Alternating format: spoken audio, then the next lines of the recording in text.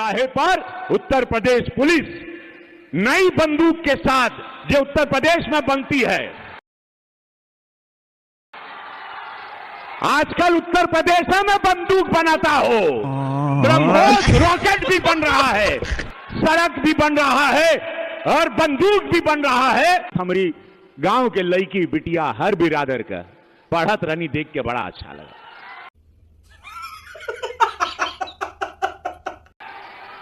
देखा हो,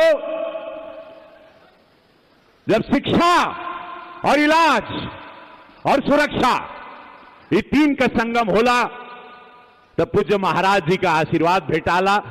अपने कुल की मर्यादा, देश की मर्यादा का हनन करने वाले द्रोही। और जोरदार ताली के साथ महाराज जी के एगो स्वागत में एगो गड़गड़ा के ताली समस्त कुशीनगर का जनता, ई देहात के जनता के हम, ई गांव का नाम का बा हो?